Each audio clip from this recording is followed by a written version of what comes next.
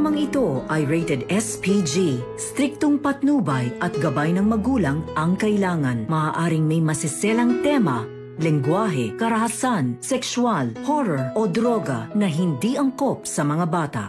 Ikaw ang aking dahala sa gabing madilim. Ano ang planong magamang Eric at Justin sa Apex at tinanggap niya ang alok na trabaho ni Giselle? Makakasama pa kaya si Annalyn papuntang Japan? Magandang araw at eto na nga tayo sa ating pinakaabangang tagpo sa abot kamay na pangarap. Welcome to my channel. Please don't forget to like, comment, and click the bell button para lagi kayong updated sa aking mga videos. Samantala, minisita ni Robert ang papa niya sa ICU dahil sobrang miss niya na ito. Naikwento niya ang nangyaring gift giving sa children's shelter at ipinakita niya ang video kung gaano kasaya ang mga bata. Sabi ni Robert sa papa niya, ang dami mong sikreto. Una, hindi mo sinasabi na may tinutulungan ka palang children's shelter, tapos ikaw pa rin ang makahanap ng anak ni Ate Giselle. Kaya sana pa gumising ka na dahil may importante ka pang sasabihin sa amin kung sino ang gumawa nito sa'yo, at sigurado ako na paggising mo, magiging masaya ka dahil nandito na ang ikatlong apo mo na si Justin. At magkasundo sila ni Annalyn. Nag-perform pa nga sila para sa mga bata dun sa party. Sana sa pag-uwi din ni Zoe ay makasundo rin niya ang pinsan niya. I miss you, Papa, at hinawakan nito ang kamay ni Don Pepe. Kinabukasan si Apex ay ang araw ng pagpapakilala ni Giselle sa magiging bagong VP of Finance ng Apex. Ipinatawag ni Giselle ang lahat ng empleyado ng Apex para i-announce at ipakilala sa kanila kung sino ito. Sabi ni Giselle, sa pagbubukas ng bagong taon ay meron din mga magaganap na pagbabago sa Apex.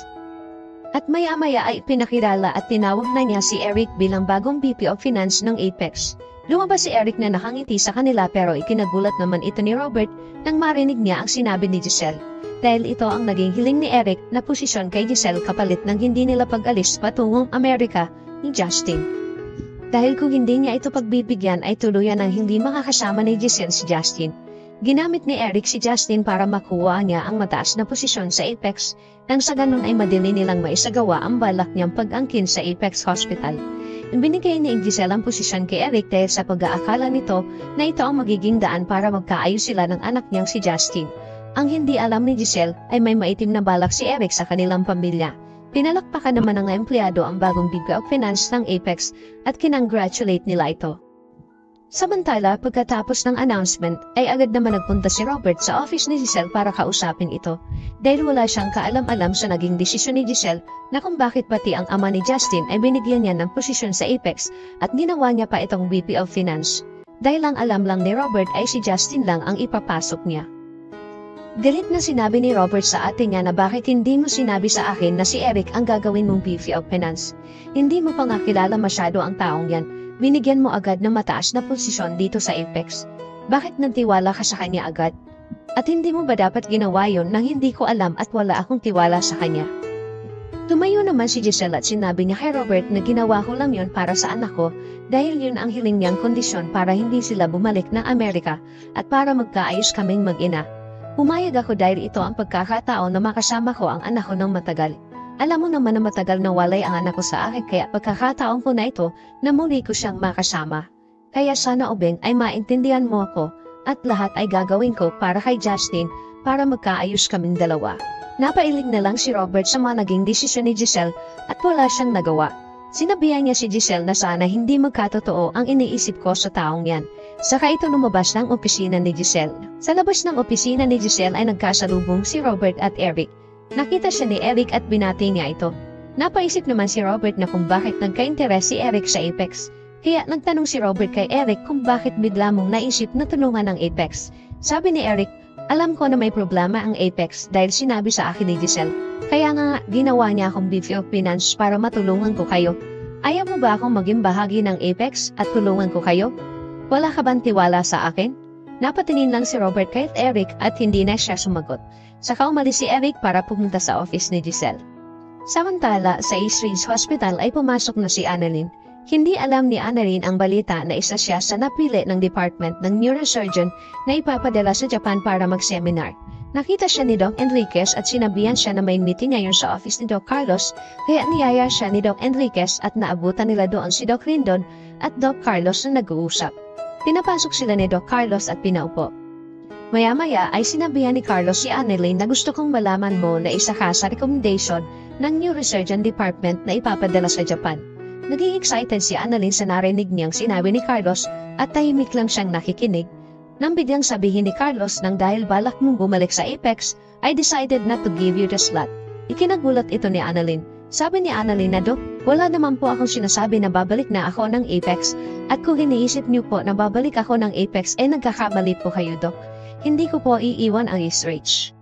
Sabi ni Carlos na narinig ko sa tatay mo na pinababalik ka na niya sa Apex. At malamang ay hindi mo matatanggihan ang alok sa'yo ng tatay mo na bumalik ng Apex. Hindi na kumibo si Annalyn at saka nagpaalam na si Carlos. Maya-maya ay lumabas na din si Annalyn na malungkot at masama ang loob niya kay Carlos. Kasunod si Doc Rendon. Walang imik si Annalyn at iniisip niya pa din kung bakit ganon sa kanya si Carlos. Alam ni Doc Rendon na masama ang loob ni Annalyn kaya sinabihan niya ito na gagawa siya ng paraan para kausapin si Doc Carlos na makasama siya sa Japan. Sabi ni Annalyn na wag na, Doc, nagdesisyon na siya na wag ibigay sa akin ang slot kaya wala na tayong magagawa doon. Narinig naman ni Harry ang pinag-uusapan ng dalawa kaya naitanong niya kay Annalyn na akala ko ba okay na kayo. Sabi ni Annalyn na feeling ko nga ang unfair ng tatay mo sa akin. Para bang lagi niya akong pinag-iinitan. Sabi ni Harry, gusto mong kausapin ko si Daddy? Sabi ni Annalyn, wag na, baka mas lalo pa yun magalit. Kaya iniwan na ni Annalyn ang dalawa dahil sa sama ng loob nito kay Carlos. Samantala sa Apex habang naglalakad-lakad si Justin sa hallway, ay nasabi niya sa kanyang sarili na sa wakas ay nandito na ako, Lolo. Gagawin ko to at hindi para kay Giselle, kundi para sa iyo at sa amin ng tatay ko. Gagawin ko ang lahat para makuha ko kung ano ang para sa akin. At napapangiti si Justin dahil may balak sila ng tatay niya na makuha ang Apex. Samantala, sinubukan naman kausapin Doc Rendon si Carlos tungkol sa hindi pagpirma ng recommendation para kay Annalyn. Alam nila na isa si Annalyn sa magaling na batang doktor ng Department ng Neurosurgeon at hindi magkakaila ito. Sabi ni Doc Carlos na narinig ko kasi na nag-uusap sila ng tatay niya na pinababalik na siya ng Apex. Sabi ni Doc Rendon wala pa naman desisyon si Annalyn na babalik na siya ng Apex. Pinakausapan ni Doc Rendon na bigyan niya ng chance si Annalyn na makasama sa John. At napapaisip naman si Carlos. Maya-maya ay dumating naman si Lynette para kausapin si Carlos tungkol sa nabalitaan niya ang hindi pagpirma ni Carlos ng recommendation ni Annalyn para ipadala ng Japan.